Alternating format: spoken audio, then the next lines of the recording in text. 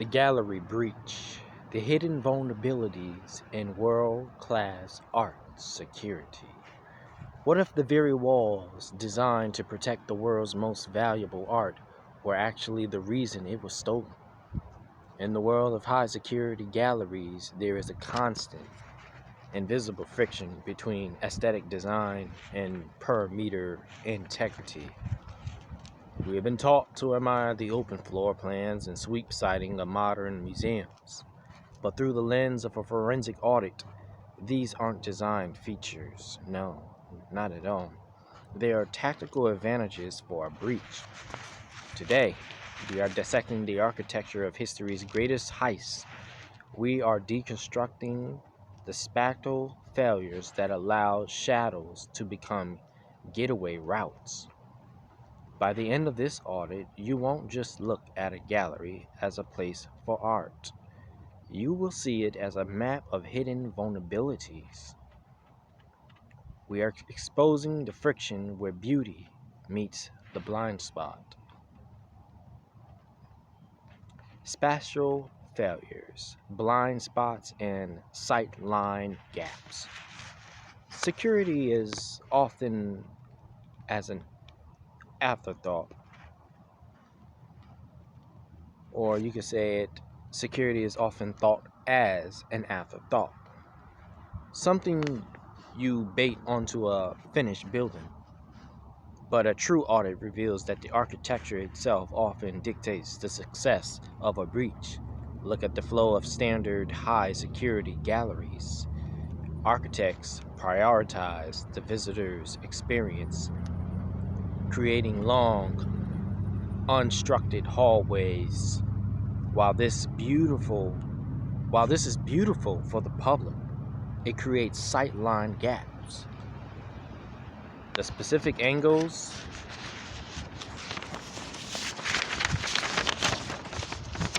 where a single failure or a momentary lapse in human surveillance creates a dead zone.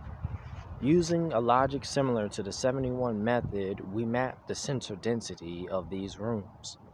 We find that in nearly every major heist, the breach occurred at a point where the architectural flow became a tactical corridor.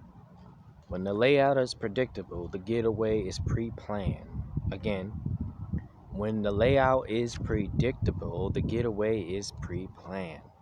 The failure isn't just in the alarm system, it's in the floor plan that prioritizes spatial elegance over per-meter isolation. We are seeing a pattern where history's most audacious breaches were simply people walking through the architectural holes that the designers were too proud to see. Hardening the floor frame, hardening the future frame, defensive architecture. We must propose a new philosophy. Defensive architecture. Security should be baked into the structural DNA of a gallery, not added as a camera in the corner. Imagine a gallery where the interior is molecular, where the layout shifts nightly. This eliminates the possibility of pre-planned tactical mapping. If the getaway route you study on Monday no longer exists on Tuesday. This is about creating friction. Again, this is about creating friction. In forensic logic, time is the enemy of the breach. Again, in forensic logic, time is the enemy of the breach. By integrating architectural choke points and molecular shifts, we force the intruder into the light. We are moving away from passive boxes to active environments.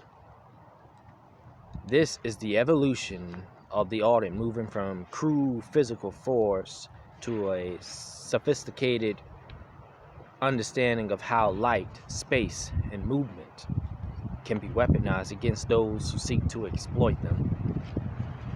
The evolution of the breach, the stage void. As we looked at the evolution of the art heist, We see a shift from the smash and grab to the exploitation of architectural elegance. The most successful breaks don't break the walls, they use walls. Again, the most successful breaks don't break walls, they use walls.